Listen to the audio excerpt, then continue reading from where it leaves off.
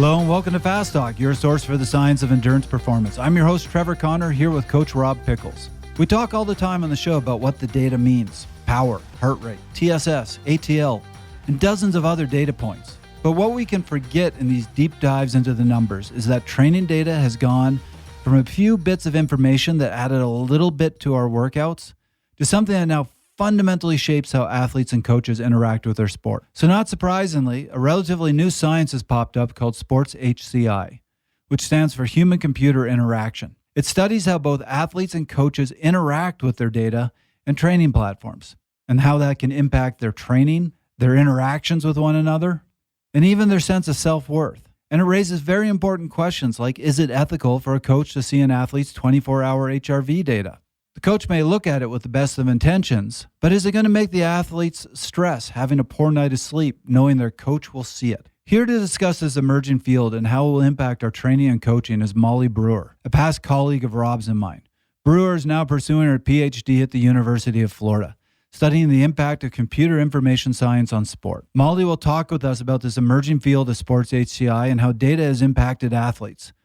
But more importantly, we'll discuss her recently published paper looking at how top coaches interact with data. Coaches across sports seem to play two roles, that of data analyst and as protector. As data analysts, it was surprising to discover that coaches want to analyze the data themselves. They don't want black box solutions. But as the protector, she was surprised to discover the fact that coaches will avoid data they know is valuable in order to prioritize the privacy of their athletes first. Joining Brewer, we'll hear from Dr. Steven Seiler with his thoughts on the impact of new emerging data, Dr. Michael Rosenblatt, owner of Evidence-Based Coaching, and author of the Norwegian training method, Brad Culp. So start thinking about how you personally interact with your data, and let's make you fast. Well, Mollie, welcome to the show. Been excited to have you join us. Thank you for having me. So we have some background with you. Truly is exciting to have you on the show because this is not our first time meeting you. You and Rob in particular have worked together in the past. So tell us a little bit about your background, and Rob, I'll let you jump in and tell everybody how great Mollie is. Yeah, I have a background in sports science, and I got the opportunity to work at the CU Center for Sports Performance in Boulder, Colorado. And as a kind of between undergrad and master's student, I got to do an internship, and Rob was my first mentor at the facility and my first exposure to deciding whether I wanted to go into exercise physiology or kind of go the physical therapy route. I'd say that I did a good job because you stayed in exercise science and physiology, but I don't know. I think we're talking a lot of computer science today, Mollie. So maybe I steered you in a better direction?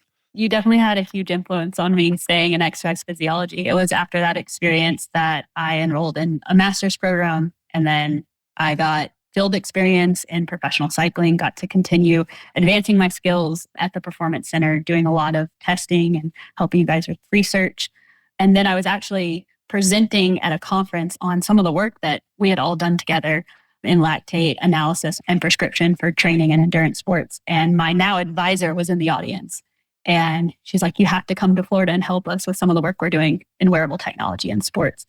And at first I was like, going from exercise physiology to computer science seemed absurd and impossible at the time. But yes, now I'm enrolled at the University of Florida studying computer science. I think that the connections we make throughout this field, throughout our lives and our careers, ultimately end up guiding a lot of where we go. And sometimes it's this river that you're just following along and you don't quite understand where you're going to end up, but we can end up in some wonderful places. And I know that for me, I ended up moving to Boulder. In some regards, similar to you, there were members from Boulder Center for Sports Medicine that were in the audience of one of my talks. And that's where that connection came from. And for anybody that's out there, whether you're a student or whether you're involved in this, shake as many hands as you can, get in front of as many people as you can, create all of these connections. Mollie, I think that you're underselling yourself still a little bit, though. You've done a lot of work in Europe with some professional teams and riders over there. Tell us, just the audience, a little bit about that so they have the big full picture of all of the different things. Because right now it sounds like you're just this student who's always been in school, but you have a lot of practical experience too. Yes, and it balances itself out really well to have both the lab experience and the field-based experience, because I think it's important to learn how to apply some of the things we do in the lab with the real-world applications of how coaches and athletes are utilizing them in like actual settings.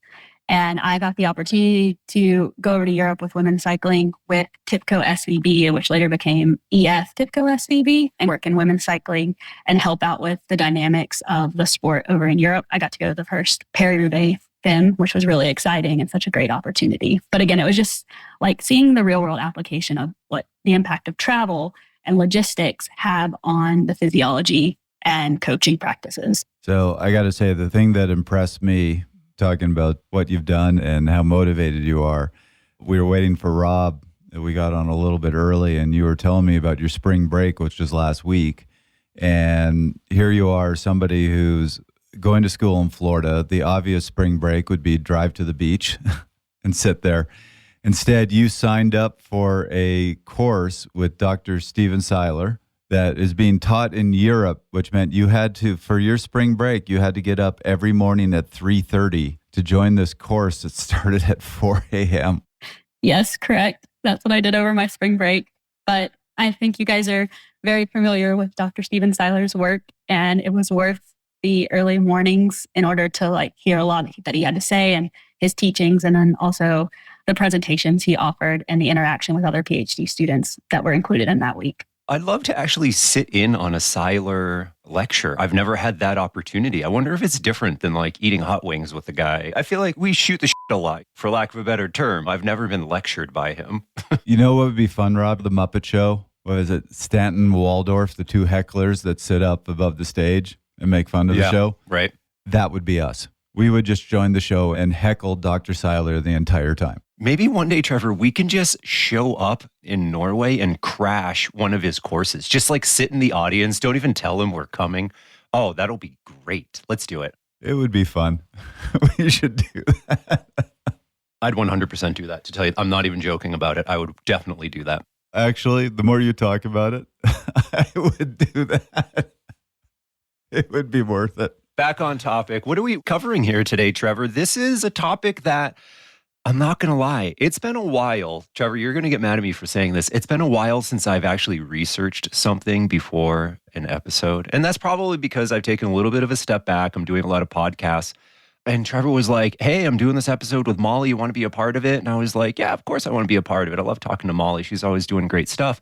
And then I like saw the topic and I was like, oh, I might need to actually read this paper before I'm able to talk about it. So Trevor, kick us off. What are we talking about today? Yeah, so Mollie, this is your first paper, which we are very excited to cover. It was just so we are recording right at the end of March, and my understanding is it gets published beginning of April? April 26th is the first day of the conference. So this is hot off the press, but this episode goes live right after. So we're recording a little bit before, but when this episode goes live, this paper will have just been out a few days. And it was a fun read, despite the fact that you put a giant confidential right across the text, which made it hard to read, but that's okay. But where I want to start, we think we've heard every single term, but you introduced in this paper a term that I'm sure you're very familiar with, but we have never once uttered on the show. And it was something that was very interesting to me. So tell us a little bit about what sports HCI is and what that stands for. Yeah. So HCI stands for human computer interaction. And this area of computer science is about how users interact with technology. So it's the human facing side of technology. So not necessarily the software engineering of building it or the data analyst analyzing the data.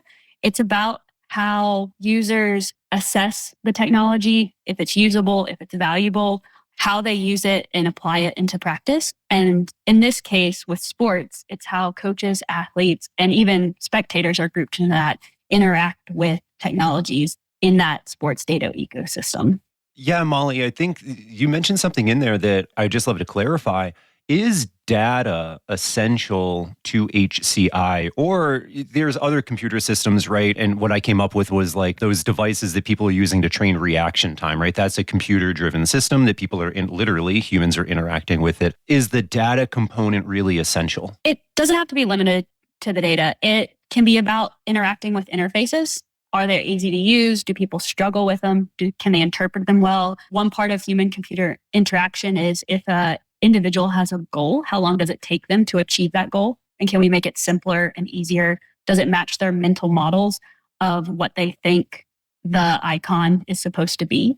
And that's a lot about human computer interaction, which doesn't necessarily have to do with the mass amounts of data.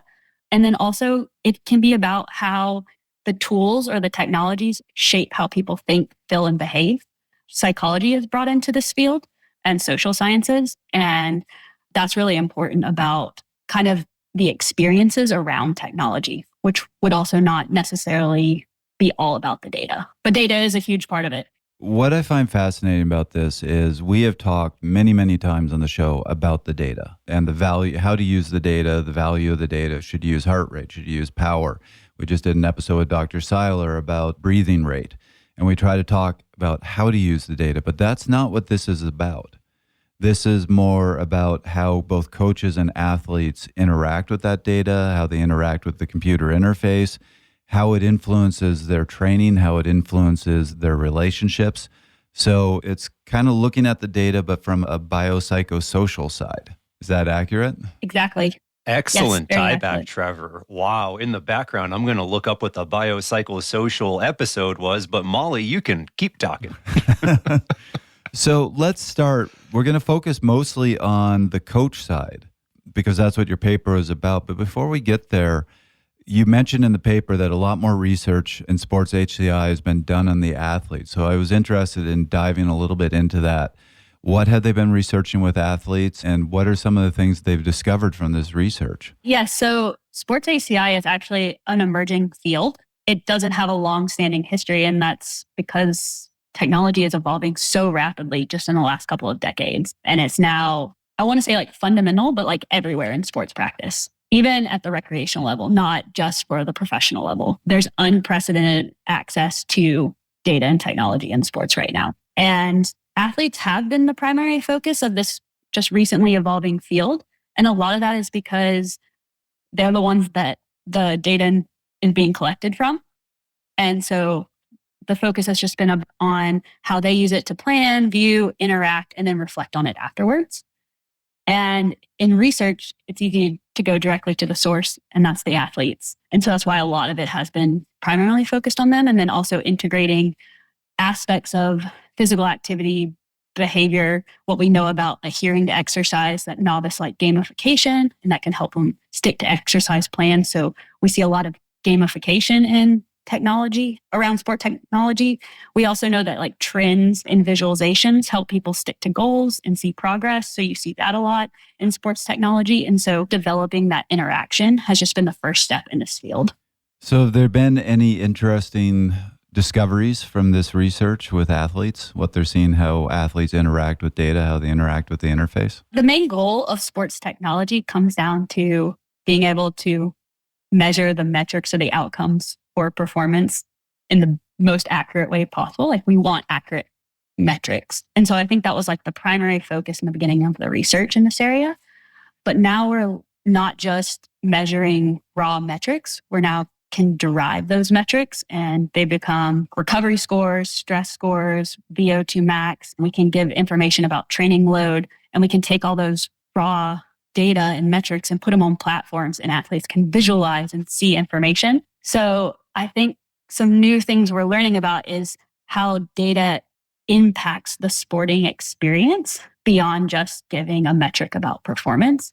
And that's where we look into more of how does it affect their competency, like how they feel about themselves? Does it impact rumination? Does it impact their self-worth? It can promote relatedness, build community. We see that with like social sharing platforms of data, sports technology, which is in a lot of sports technologies, like being able to share your activities that you've done. So real quick, that episode was episode 255, the biopsychosocial approach. It was with Michael Crawley and Andy Kirkland. Quick little aside there.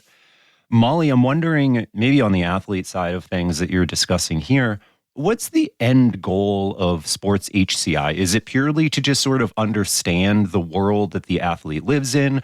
Is this to better inform, say, athlete decision-making so that maybe they're more empowered or they have more autonomy over their choices?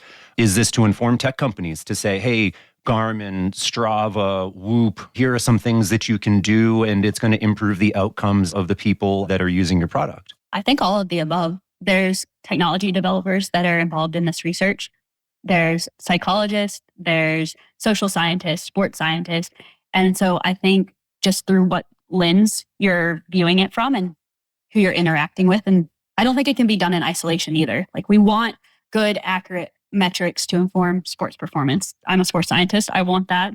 I want good outcomes to be able to make decisions. But we also want to enhance the sporting experience of individuals. And I think technology can do that if used appropriately. And so that's another area. Can we use these technologies to help people engage and have better experiences in sports and how they pursue physical activity? And can we help the physical activity endemic we're under in the world through sports technology? So that's another lens of individuals who are looking at that is, can we help overall health outcomes with these sports technologies? And then technology developers want people to use their products, and they want them to be usable and interactable and accessible.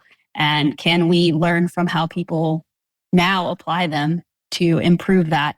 Because one big thing in human-centered computing is all humans should be able to use technology, just not a small subset of the population. So we also want to make sure that the visualizations meet end users of all types. And it meets not just elite athletes using the technology, but recreational athletes. It meets your weekend warriors or anybody that wants to use the technology to serve a goal or health purpose. It's interesting hearing you say that, because it reminds me of the breadth of this field. And a number of years ago, I don't remember exactly when, I was on an exercise bike and it had a computer display on it. And there was a video game that you interacted with. And to catch, maybe they were dinosaurs or something like that. Your goal was to catch these creatures. And at times you had to ride really hard to catch up to them.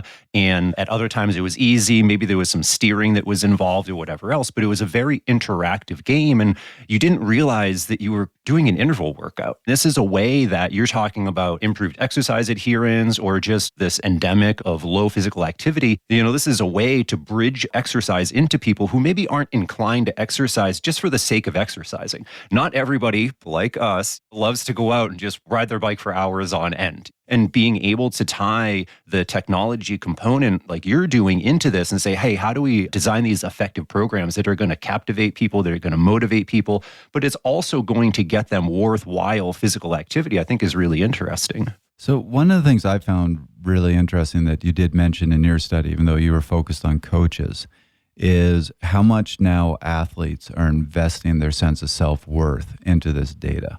We would love it if you expanded a little bit on that. Yeah, so technology has very positive uses. It can build the community, like we said, allow for like a sense of competency. If you've achieved a goal, there's like a quantifiable goal and you can see your progress over time. Those make us feel good. We know we're on the right track, and it can provide like almost a reliability check that you're doing what you need to do and you're going to make the progress that you need to get to your goal. But there's also this aspect, or the other side of the coin, that over-reliance on sports technology. And when the metrics are kind of overemphasized without the context, it can create and interfere with confidence and enjoyment in the sport. And I think we might all have interacted with that, of too much data can start to get in your head. And the athlete might think, oh, if they don't hit their number, when we know there's just fluctuations in performance and you always are not going to be on an upward trend, that can get in your head and might be perceived as a personal failure if you like go out and just can't hit your power numbers for the day. And then it can have an impact on how you feel the rest of the day about yourself and your activities. In HCI, there was a recent paper that came out that kind of sports technology can almost create a moral framework where being good, and that's in quotes, means that you hit your number, and being bad is when you don't hit it. And we never want to get to that point with the data or the technology. And we don't want to create like an internalized pressure or self-judgment, which I do think can happen with athletes at time to time with just how much metrics and data overload we can get right now. So you actually made me incredibly self-aware, thankfully, this weekend, because we had really nice weather. I've been in my basement on my trainer all winter.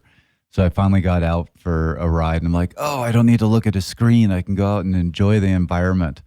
And was going up a climb, and I have the newest Garmin, and it shows you the Strava for the climb and compares you to the different people, including your best time. And it shows you the grade and just this ridiculous amount of data.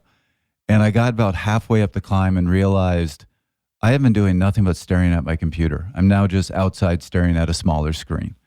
I'm not looking around or actually enjoying this climb at all.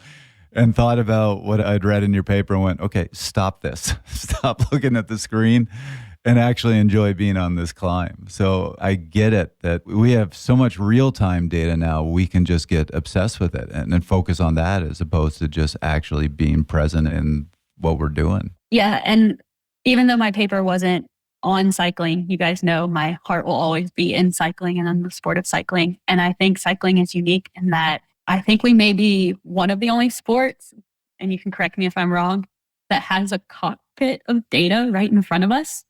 And we can partake in a sport where visibly seeing the data is actually very accessible in the middle of the effort, which I don't think we see that in many of the other sports. I know running, they can, but it involves like changing your arm motion to look at the data. While cycling, we can like basically zero in on a whole screen of data. Like I have 7 fields of data in my Wahoo bike computer that I can look at the entire time on my ride. I think that this goes beyond just data overload as well, where I know I was riding in Fantasy Island in Tucson, an area that I wasn't familiar with. And so I had mapping up on my Garmin and it was like beeping at me every 30 seconds. And it thought I was on like the wrong trail because they were doubling back. And then it was beeping at me. I was going the wrong way. I almost took that computer off my handlebar and threw it into the middle of the desert. Fortunately, I didn't, but that was the point that I was at. Mollie, you bring up in your paper, it's beyond just cycling. And we're all cyclists in this room. A lot of people that we are speaking to are cyclists.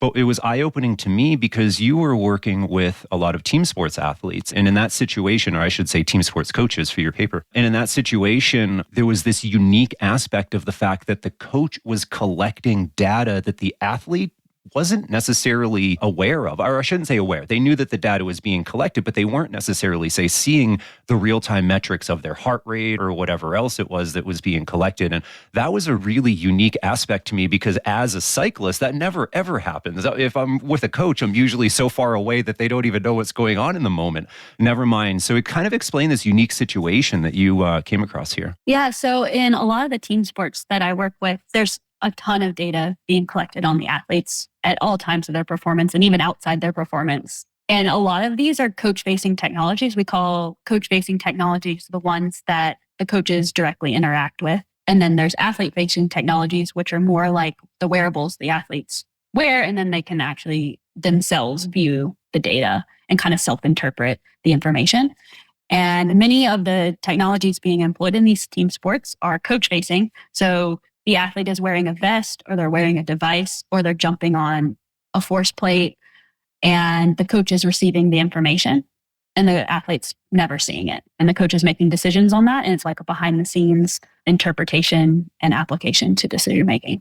So, for example, you bring up a lot of football, and I'm pretty sure that's American football in this paper. Oh, not football, but football, yes. Those athletes are wearing GPS devices that coaches are using to monitor gameplay activity and maybe making decisions of, oh, player 73 has 63 minutes of play time and he's probably getting tired, and so I'm going to sub him out, and so on and so forth.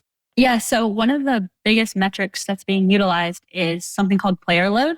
And it's very similar to what we use in cycling with the example of training stress score or TSS. And it's a way to quantify how hard and how long the practice or the game was. I think across sports, that's really important, that metric, that idea of can we quantify how hard and how long something is so that we can make informed decisions of how it's impacting the player. And then also, can we progress them to meet the demands of a competition? And they're doing similar in team sports.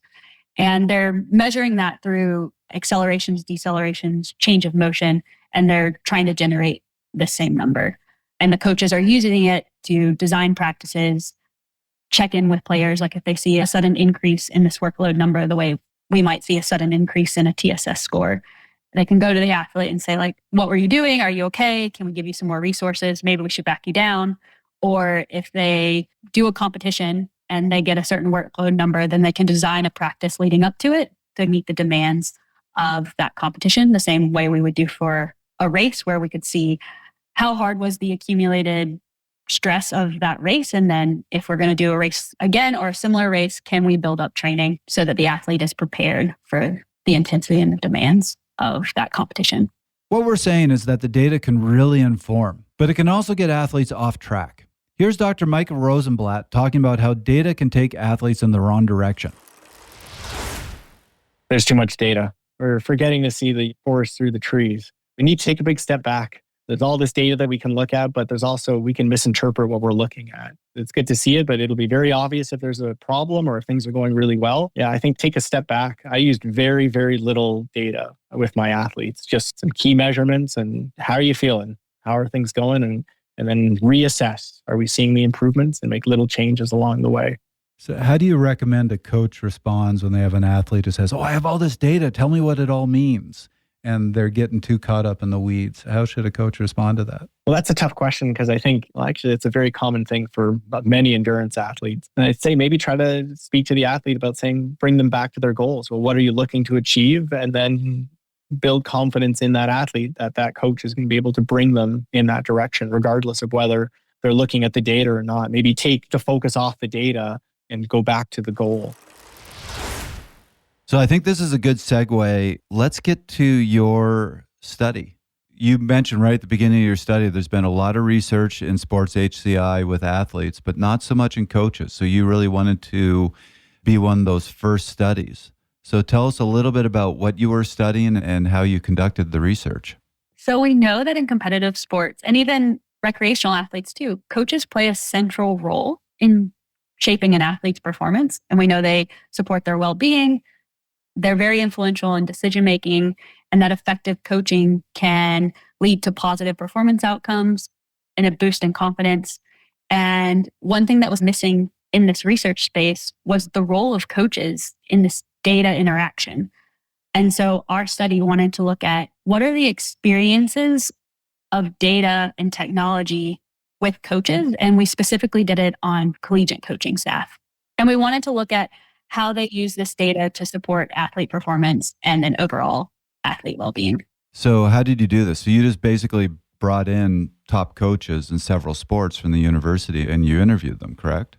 Yes. So we started by gathering as many voices as we could to hear about their experiences. And one thing that's important to note is that coaching is not a one-person job in collegiate athletics. It's a team of individuals. So it's a team effort across the sports teams. And there's representatives from the head and assistant coaches, but also strength and conditioning coaches, athletic trainers, dietitians, sports scientists. There's administrative staff. And we wanted to hear about how kind of data flowed among them, but also how their roles impacted the sports data interpretation and how it was applied for performance insights. So we interviewed in focus groups. So each focus group represented a team. And then the focus groups had representatives from each of these different roles and positions of who worked with the teams. So let's dive into what you found. And it seemed like one of the key findings you've discovered was that the coaching staff has essentially two roles, one as a data analyst and another as protectors. So we're going to dive into each, but can you just give us the summary of what you mean by those? Yeah, so with this explosion of technology and data in sports, we found that the traditional coaching role has evolved and that coaches are now taking on these two additional roles in response. And that is a data analyst. And that kind of captures just the coaching staff's effort to extract meaningful insights from the data and then distill them into actionable decision-making to improve performance for the athlete development and team success. And then the second role was about them being a protector and this idea that more data isn't always better, especially when it could introduce stress or complex, like over complexity for the athletes, and how they were simplifying and managing the dissemination of the information from the data to their athletes. One of the questions I wanted to ask you, because I didn't quite get this in the study. So you have a mix of sports here. So it was a men's American football, men's basketball, women's soccer, and women's volleyball. Did you see these roles being pretty consistent across all the sports, or did it vary? It was very consistent. And that's how our findings were shaped, as that these insights were expressed across all of them, despite different genders, different teams, different aspects of performance, that all the coaches were trying to create relationships between the data.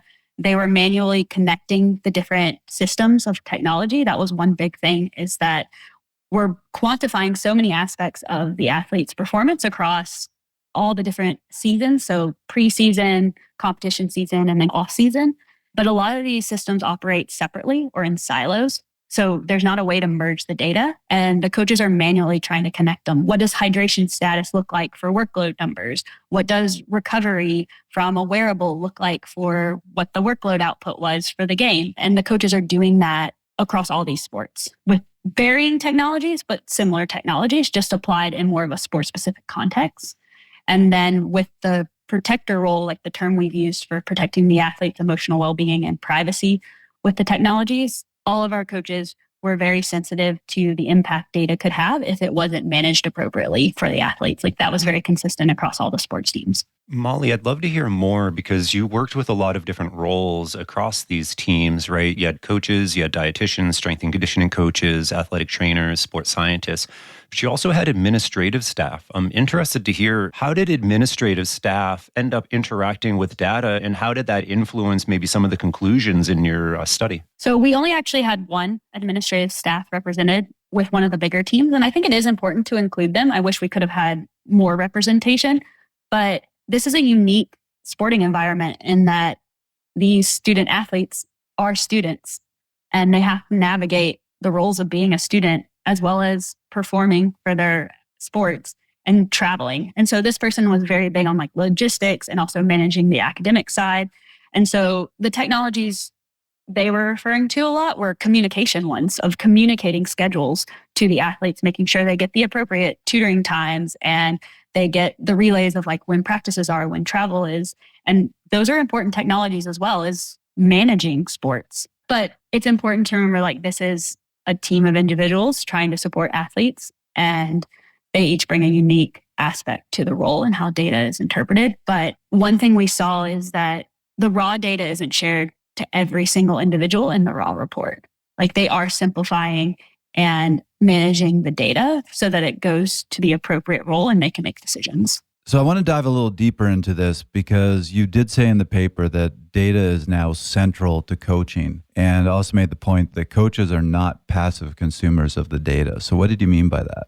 Passive consumers would be people that were just like taking in the numbers and applying them directly. And we found that was not the case for our coaching staff, that we called them active users. So they were taking the numbers that was outputted by the technologies and they were integrating their own context, intuition, sporting experience, and sporting knowledge to make those decisions. There was a lot that was going into taking the raw metric or number and making it usable in sports. And that's what we meant by active interpreters and not passive users. What I found interesting on those lines is that they weren't using the tools that were necessarily provided with whatever technology was recording the data, that they would export it, pull it into Excel, and do their own interpretation. Yeah, some of the teams had just historical ways that they interacted with their teams or shared information. And that was pulling the information into one unified place. And that's going back to, there's a lot of technologies, but they don't offer an integration or an easy way to pull all the information into one. And so the coaches were relying on themselves to do that. And you were saying also that the coaches really didn't like black box data.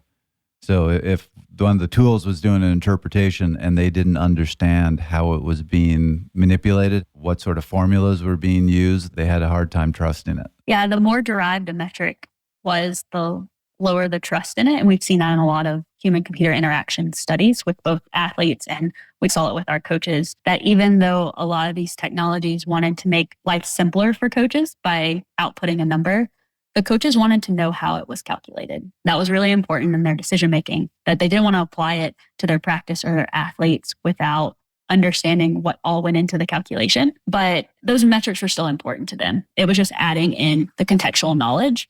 It just affected applying the data point if they didn't know the background on how the metric was derived. So I found that really interesting because you look at what a lot of the tools are doing now is they are trying to do all the calculations for you, do the interpretation for you, make it really simple. So you don't even have to look at the data. It's just going to tell you what the data means. And what I was reading in your study is that's not what coaches want. They want the raw data. They want to do their own interpretation. They don't want to interpret it for them. I think sometimes they want it easy and accessible because sports are high pace and high performance, and there's a lot at stake. but they're athletes and they care about them and they care about the impact it has on their performance. So they don't want to apply things blindly. I think if they understand what the metrics mean and how they're calculated and they can trust them, then they can move forward with like just getting the number. But I don't think we're completely there yet. Yeah, and I think that the end user is really important here as well, right? Where we're talking about professional coaching staffs at elite D1 for our European listeners. We're talking about D1, which is the biggest, the bestest collegiate sports. And these are probably some knowledgeable individuals. And Mollie, in your paper, you did talk about the fact that different coaches interact with data in different ways. It felt like some people used a lot of intuition. Some people were very data driven, but they probably have the intelligence and the tools and the time and the interest to actually dig into this data a little bit more than maybe just the common lay person who is picking up running for the first time and they don't have a lot of either formal or informal education. Yes, that was a great way to put it. So the last thing I want to talk about with the collection of the data, then we'll get to how they use the data. You said that coaching staff often struggled with some of the tools that were given to them. It was just, there were either issues, it wouldn't work correctly. We already talked about the black box side of it. And I did find it, again, interesting. You said some of the coaches, even when they were given this stuff for free, it was basically sponsorship. If they didn't trust it or if it was problematic, they would just stop using it. I think that was more of like when it came to the assessment at the end of the year. Like if it's not reliable or useful, there's a lot of technology out there. They're going to move on to something else. But I think they do the best they can to apply the insights and find the value in what they have. It just takes a lot of intuition and competency on the coach's side to make it applied and be useful and decide what metrics they want to use. Like a lot of these technologies are giving tons of metrics. And in one sport, a metric might be more valuable, or in one role to a strength and conditioning coach versus a nutritionist versus an athletic trainer. They might view the metrics generated by the technology very differently and use different ones in their applied practice. And you did mention that every team was collecting 10, 11 different data points, and depending on the staff member, they would use that data differently. Yeah, so somebody that was helping an athlete return from injury might be looking at their baseline testing assessments and then using a number to guide an athlete back to where they wanted to be. Maybe if it was like jump count, like this is the jump counts they were using like as a healthy athlete. And now we've lowered that number and we're progressing them back to be able to return to a full jump count in practice of how they determine the intensity and quantify the load of practice, maybe this jump count number. That would be like an athletic trainer's usage of it. But then a strength and conditioning coach might look at a motion capture system and see an imbalance in flexibility, and they design a training program to improve that to reduce risk of injury. Or a coach might look at the workload number from a prior practice and decide that this athlete needs to do a little bit more recovery while this athlete can be pushed a little bit more. And so how they interpret these different numbers is different for their role. So you just dived into the fact that they were using the data to guide training or rehabilitation or whatever their particular focus was. Were there other ways that they were using data? I think in the study you mentioned they are also using it to help with interpersonal relations with the athletes. Yeah, I think that one of the positive things that data and technology brings is it can guide a check-in. You can have up to 80 athletes on a team. A lot of these teams have 20 plus athletes, and you're trying to keep your eyes on every single athlete. And these resources are providing outputs so you can see how hard or how tough a practice was for each individual athlete. And it allows for personalization and individualization. And if they see a spike in a workload number or a drop in speed or whatever metric they were using, the coach can now go up to the athlete. They can be flagged, or they can say, hey, like, how's it going? What's going on? Or they can provide additional resources. And that's a benefit of technology, creating this like relational aspect and bringing something else to the coach-athlete relationship. So I want to shift gears here a little bit, because actually what I found very interesting in your paper, and wasn't something I had really ever read about before, is this idea of the coach as a protector. So protecting both the athlete's privacy and also trying to protect the athlete's emotional well-being. So would love to dive a little bit into that. Let's start with this idea of protecting privacy. It was good to hear that coaches, particularly with anything that was HIPAA related. So tell us a little bit about that. Yeah, so HIPAA is very important in collegiate athletics, and HIPAA is just the Health Insurance Portability and Accountability Act. and it provides strict protections for sharing personal health information.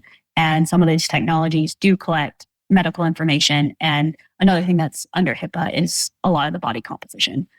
And our coaches very much respect that. In the conversations, they talk to us about how data can't just be shared across the board because of these acts. And they have to follow these principles of who can interact and who can see this type of data. And that's for protection of the athlete. So one of the surprise findings that you mentioned in the study was that coaches would sometimes not use data that they knew would be valuable because of privacy concerns of the athletes. One example, I have a Whoop strap. It's constantly monitoring my heart rate variability. It tells me about sleep, tells me about my recovery. That would obviously be valuable data for coaches, but they're resistant to using that 24-hour data because they feel it's an invasion of privacy. Yes, correct. That was an unexpected finding for us as well, that among the coaching staff that we interviewed, I don't think this is necessarily generalizable to all collegiate sports settings, but they had a heightened awareness and caution towards even non-HIPAA protected performance-related technologies.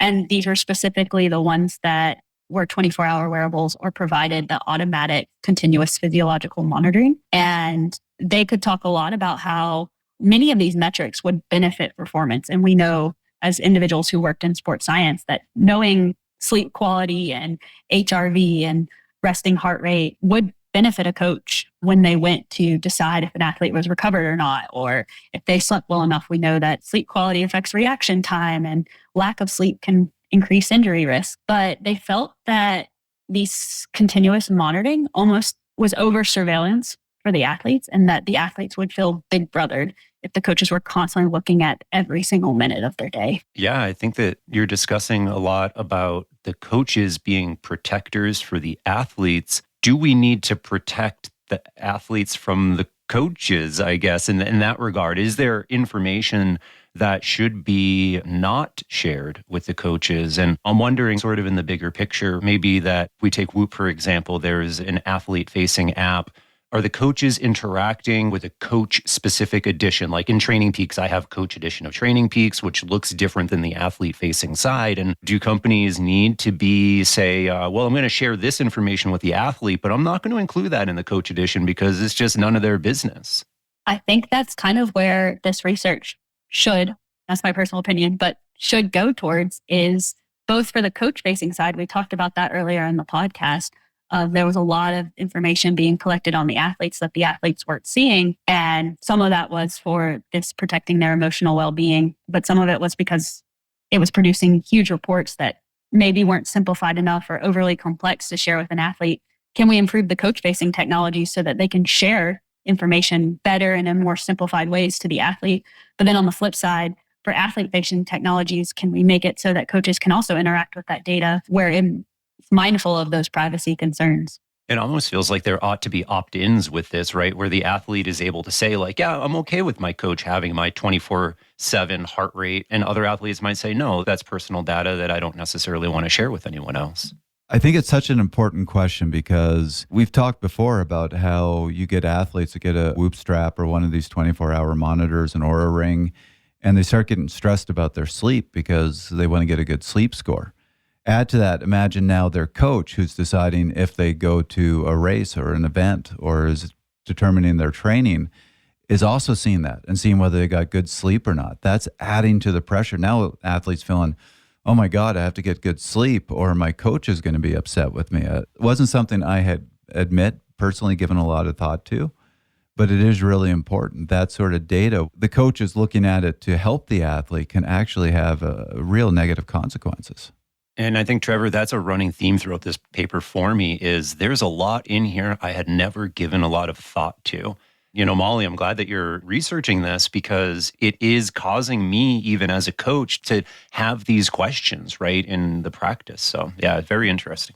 And kind of more future studies is this study was purposely designed to hear the voices of coaches, but a lot of these concerns and insights that we found deeply impact the student athletes as well. And so our next step is to talk to the student athletes about their experience in this emerging space of sports technology. So that's one of our next steps in research, is to hear their side of what they think about, because we don't know yet, what do they think about the 24/7 wearables and whether it's shared with the coaches or not? And if they want it shared or not want it shared, or what they consider even privacy, like what streams of information. So that's one of our next steps, is to hear from them. And then also to look at this concern of wearables in this space through a security and privacy lens. One of our co-authors is in cybersecurity and privacy, and some of these concerns that are brought up, he wants to look at through this new lens of what do policies dictate around this space? Like, how is this transforming the coach-athlete relationship and a lot of practices in sports performance? What, for good or bad,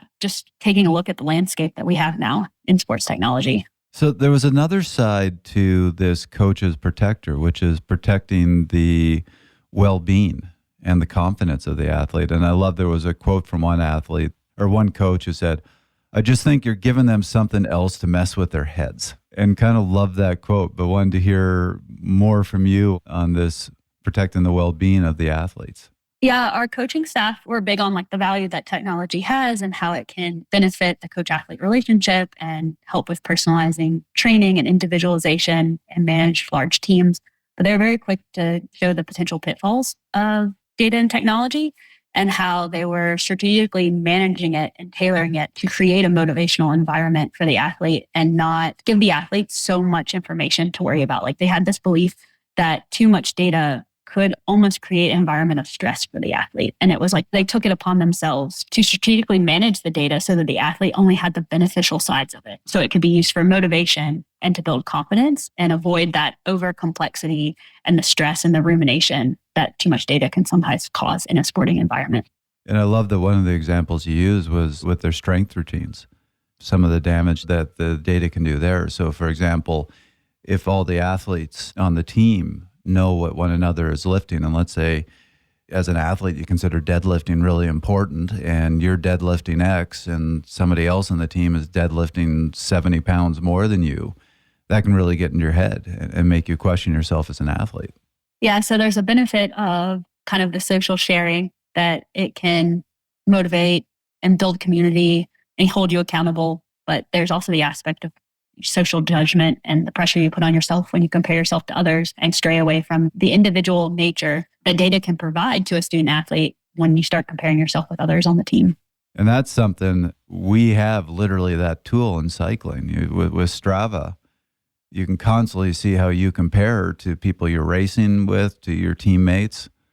And it really made me think, does that affect an athlete when they go to a race? If there's somebody who's consistently beating them up a climb, when they get into a race with that person, they just go, "I can't beat you."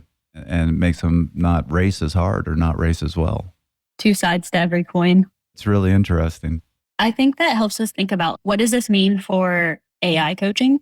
And what does this mean for self-coaching for athletes that self-coach themselves and maybe rely on these technologies and platforms? What can we learn from the elite level coaches and how they manage and apply data and how they use it with their interactions with athletes to inform our future technologies and guidelines for those that don't have access to elite coaching? I think that's a really important kind of insight or consideration as we move forward with a lot of the AI coaching platforms and just recreational athlete access to many of these derived and raw metrics just at their fingertips. No, that's a really good point. AI does not have any consideration for the well-being of the athlete. It just answers questions. Let's take a minute to hear from Brad Culp, who talks about this importance of the whole athlete. Yeah, it certainly, I think something's lost. Look back to the coaches that I had early in swimming or early in endurance and triathlon and running. For the most part, it started so there was very little data and there was so much personal one-on-one communication and phone calls and meetings. And that's something that I think might be dying out a bit. And I think that the very, very best coaches, especially at the elite level, are coaching the complete human.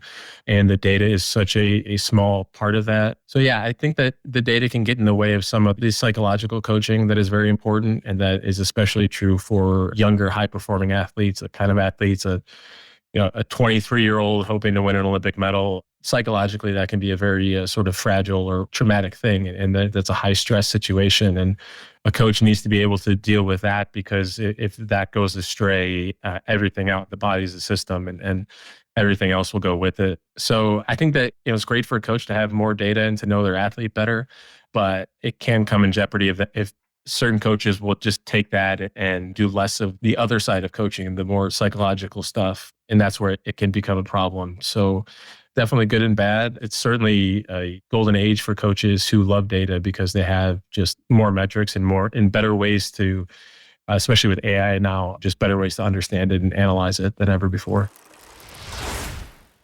Well, before we get into your recommendations, the last thing that I wanted to ask about, and Rob, please dive in if there's any other things you wanted to ask about, but I did find it interesting that you tied this idea of protecting the well-being of the athlete into the self-determination theory. So I was hoping you could just take a couple of minutes and explain that.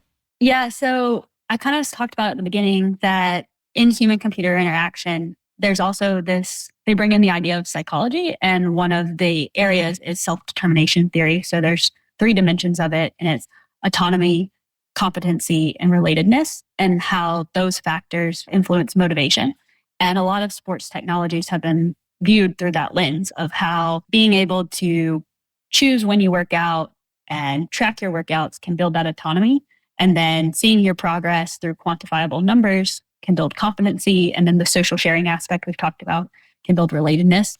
And in our paper, we wanted to bring in the idea that coaches can mediate these dimensions as well. And they might be important factors when it comes to an athlete interacting with their own data in sports, and how the coaches are facilitating these aspects by the way they filter and manage the data for the athlete. So we see the relatedness with the coach interacting, explaining workouts, using the data to guide resources and guide individualization of training. We see the competency where they're managing the environment, how the data is shown and interpreted alongside the athlete.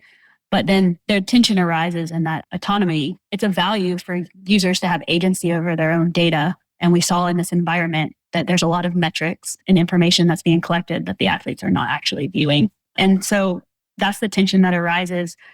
We see why from the coach's point of view, and there's value and respect in that reason of the impact data can have.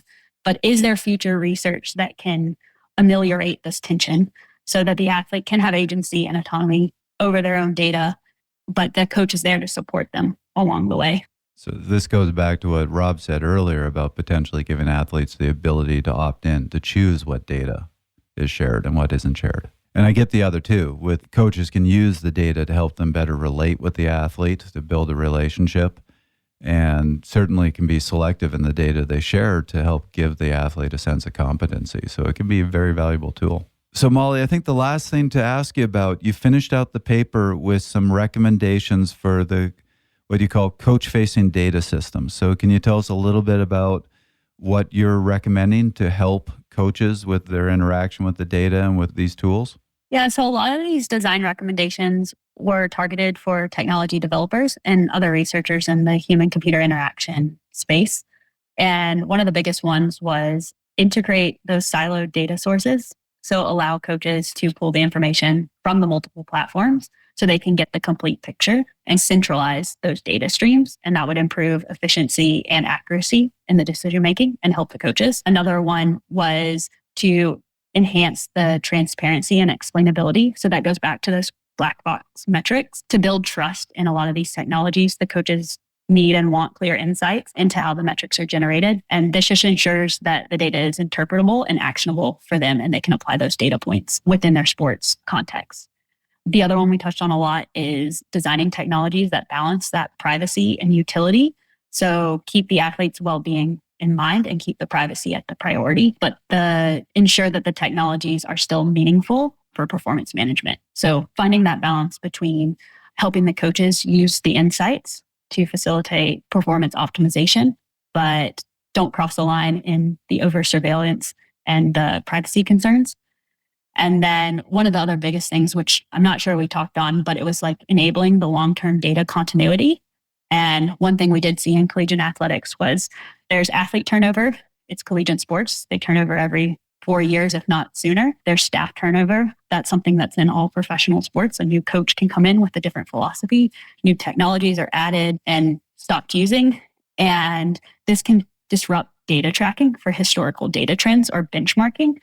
And right now, a lot of times you can't pull data from a past technology and then be able to put it into a new technology to make insights. So when you switch to a new technology, often you lose the historical data that you once had. So that was like another thing, is to be able to pull raw data to use in special use cases, but also be able to transfer information from one technology to another. Yeah, touching on some of that, Molly, the nice technical term that you used was downstream reasoning across data streams, essentially removing the proprietary nature of a lot of the technology that we have. And I think that this is a big one to touch on because it is opposite what a lot of companies are trying to do, right? If I make this proprietary, and that means that the user has to stay within my ecosystem because my products work together, because the analysis software, then that drives customers, right? And this is a really big divide between perhaps what benefits the company in terms of revenue generation and what benefits the end user in terms of usability. And this is something that I see a lot of issue with, and you have brought it up more than once, right? That everything is siloed, right? One app talks to another, one piece of hardware doesn't talk to the other, so on and so forth. And for the end user, I think ultimately we do need to find a way that this is able to be used across data streams, because that ultimately improves the effectiveness of all of these technologies. Correct. Yeah, I think that's like a tension point between, it makes sense in the technology developer landscape, but doesn't make so much sense in the end user application approach to it. Yeah, so Molly, I know this concern goes a little bit further. There are also issues that you can run into potentially with different platforms. I know you have a bit of an opinion on this. So do you want to tell us or share your thoughts with that? I think we see what a lot of our coaches were dealing with, the turnover in technology and the long-term data continuity. We see it in cycling as well. Like, we have platforms where we have 13 years of data and maybe a new platform, a new technology comes up, but we're hesitant to switch because we don't want to lose all of that insight and that data, and it just doesn't easily transfer. But we also might use a platform because it integrates a lot of our technology into one, like their in-house systems, and we can pull our bike computer, we can pull our wearables, and it can all go into the calendar interface. And so it makes it easily for a coach or an athlete to view it. And those are important for coaches and athletes, and things that need to be considered when we start using technology or moving technologies is, can this information be carried over, and can the important metrics that we use be integrated? And we saw that in the collegiate sport environment as well. Yeah, I'll call this out specifically. For me, at what place I see this is with Garmin, because my Garmin computer is always telling me what to do. It's like, you're undertrained, you need to do 16 hours of base riding today, but it has no clue what I'm doing when I'm riding inside on the trainer, because I don't use my Garmin computer if I'm riding on Zwift. And so it doesn't have insight and access to that. And I don't necessarily use the Garmin platform because it isn't integrating when I use, because I have a Wahoo computer as well. I mountain bike with a Wahoo computer. I gravel bike with a Garmin. I'm weird like that. And so I can't get all of this into one place. And so I end up using Training Peaks for a lot of that, because Training Peaks will pull that information in. But I do see what you're saying here about switching. Well, I wonder if in your course with Dr. Seiler, he brought this up last week, because we did an episode with him talking about some of this data. And he was very negative about some of these broad-reaching metrics that tell you things like, here's how ready you are to train, and here's how fit you are right now. And when you reach out to the companies and say, how are you calculating this? They go, oh, that's proprietary. We're not going to tell you. And he basically said to us, when they say it's proprietary and they're not willing to share it, I'm very reluctant to trust it. So I didn't know if that was part of your discussion in the course with him last week, but that was certainly something that the coaches brought up in your paper. They don't like black box. Yeah, I don't know if we necessarily touched on that, but I think that was a notion that was very much expressed by our coaches as well. So they're different sports, but maybe the high-level coaches are not that much different in how they view and interact with technology to support their athletes. And I think building trust in metrics are important, and that transparency is a really important factor. Let's pause for a minute and hear from Dr. Seiler himself, expressing the issue of validating the data. the love-hate relationship I have with these tools, I do think that there's a lot of good that comes from it. I mean, the digitalization of the data, we're able to capture some things. The only problem with it is that it's very easy to create new metrics in a digital landscape. And it's almost too easy in the sense that you can divide this by this and take it to the second power, and all of a sudden you've got a new metric without paying the price of validation and all, the rigor. So that's my concern, is that the digital tools, it's too easy to just make up a new metric that seems on the face of it to be a good idea. We need to be critical. We need to be self-critical in the way we use the metrics, and I think it would be nice if the generators of these programs were also a bit critical as well, because you don't want to train two metrics. That's the danger, I think, is that athletes begin to, like, for example, they say, I need to get my TSS up to the normal level, or I didn't get enough TSS. Then you're training two metrics, and that's dangerous, I think. Mollie, you talked about one area for future research, and that was taking what you did. This was with coaches, but taking a very similar study to athletes or maybe student athletes. Where else is the future? Where else are you going moving forward? I think it is definitely looking at the athlete's point of view, is like, how do they feel about all of the things that we've just discussed? Do they look at it as overly complex? Do they need support in understanding these metrics? We don't know yet until we talk to them. We're looking at how evolving policies and rules and where wearables fit in. So we talked about that with the balance between privacy and performance insights. And we're looking at it through a lens of like contextual integrity. So contextual integrity is looking at privacy and security through the context in which the information is flowing. So a doctor may be able to view your medical records, and that's okay because in the context, they're helping you address a health concern, so they can use your medical records. And we're looking at performance metrics in the same light. What can a coach look at in the context of sports to define and view policies and influence policies? We're looking at how wearables are changing the landscape of sports and maybe how policies need to be updated or altered to include this new stream of information. So I kind of hinted at this earlier, but I'm very interested in directly asking this question. Are you seeing a difference between male and female users? It was good to see in your study you were looking at both women and men's sports. Yes. And I would say through this study and the conversations with coaches, we couldn't directly generalize or answer that question. But it's something that I'm very interested in the future, is to look at if there are differences in how females and males interact and use technology and data in their sports practices. Have you seen anything in the research to indicate anything yet? Or really, this is something that the research needs to be done? I don't think in evidence-based research I've seen anything personally. So I think it does need to be done. But just through communications with other researchers and observations, I think that there is a discrepancy in how male and females interact with technology and data. But I think we need to bring some evidence-based science to it to make those claims or to improve technology use if there is a gap. And Mollie, you're currently studying this in the University of Florida, and I know that you're presenting at an international conference in November, right, in the Netherlands. Beautiful place. How big of a field is this at this point? Is it growing? Is it emerging? Are there other groups out there that are also studying these problems along with you? So the first conference we'll be going to is in Japan, but we are also going to one in the Netherlands. So the Japan conference is called CHI, Computer-Human Interaction, and it's all the disciplines coming together to highlight the evolving research. And our paper was one of the ones accepted to show this new kind of interaction with data that hasn't been presented in research yet in this community. And then for the first time ever, they'll have a separate sports human-computer interaction conference. And that's the one that will be in the Netherlands. So it just shows how this field is evolving and emerging. And I'm very excited for that one, to get to talk to other researchers that are interested and paving the way for research to be developed in this area. And there are researchers that are looking at this type of research, a lot of them with athletes. There's a lot on training load management that's just come up, which is great. Like all these recommendations for how you should manage your training and how athletes are interpreting that and interacting with those recommendations.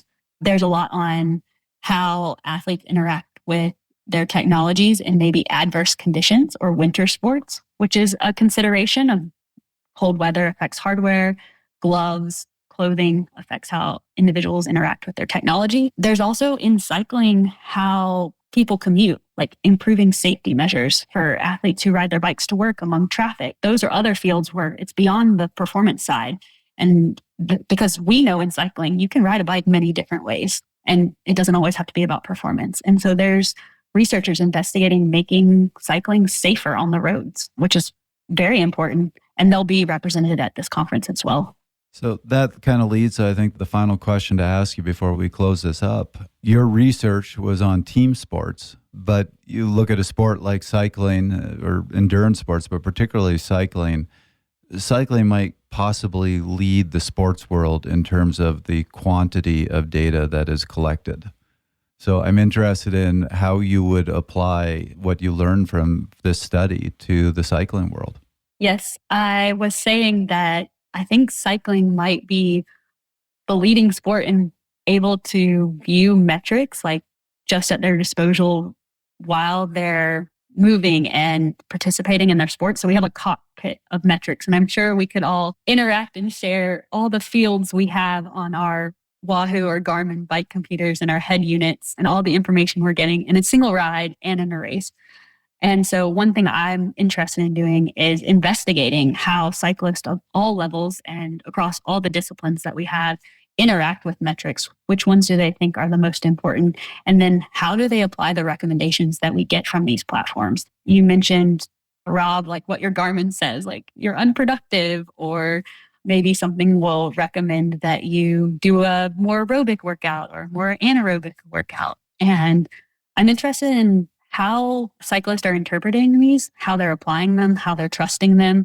And then how can we improve visualizations? How can we improve how information is given that align with sports science practices? I think, Rob, we have to go all the way back to like where I first came in with you is, are we aligning with best practices in sports? Because we want athletes to reach their goals and to increase their performance, because nobody wants a decrease in performance and nobody wants a plateau where they're not getting better. And I think these sports technologies can facilitate that, but are we giving them the best advice, and are we helping them to reach that and avoid the pitfalls of overtraining and chasing after metrics and leaderboards that could inadvertently have a detrimental effect on performance?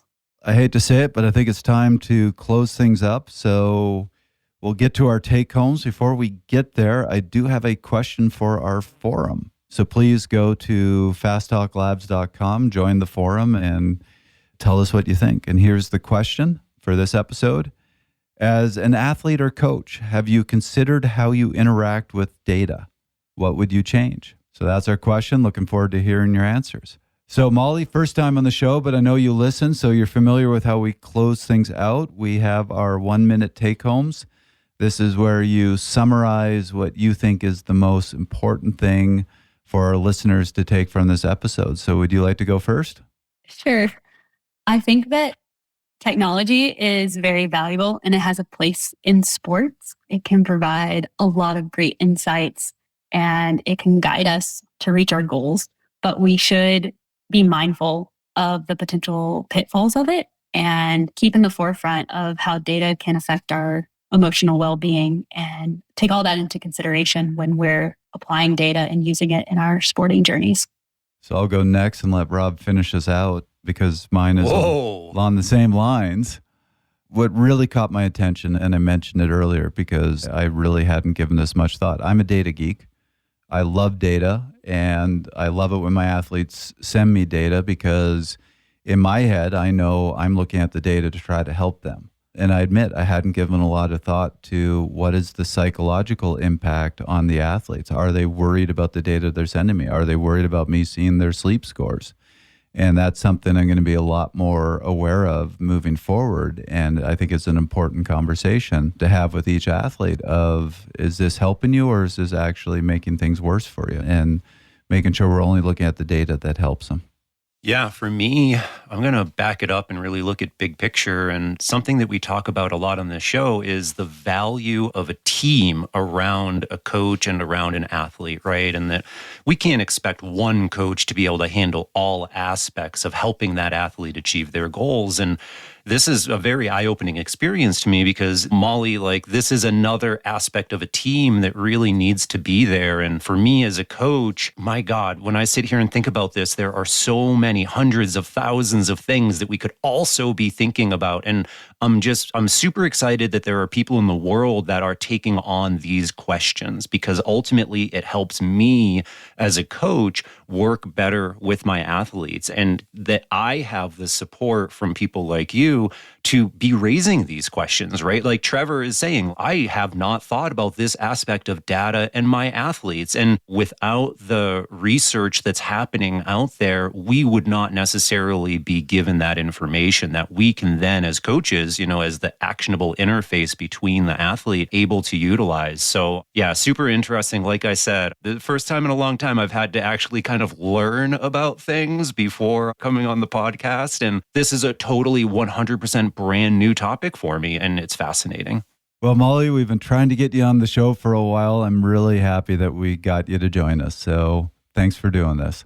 Yeah, thank you. It's kind of nice coming full circle of being the intern in the very beginning, working with Rob, and then also getting to work with you, Trevor, and Chris in the very beginning, and now coming back on and saying, look at what I'm doing. Like, I'm getting a PhD and I'm integrating what I learned from all of you guys into practice and trying to enhance the sporting experience for users and athletes. Yeah, I mean, I think it's fun for me as well, right, Mollie, that I get to learn a lot from you, and it's funny. I think that the stuff that you're now teaching me is more on the forefront than you could have learned the stuff that I taught you from anybody. But it feels like the stuff I'm learning from you is pretty specific and special here. So, well, thank you for saying that. We're excited to see where you go from here. I'm sure we'll have you back on the show to tell us all about it. Thank you.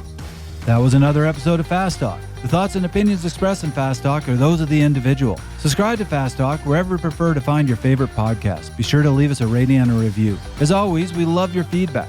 Tweet us at Fast Talk Labs.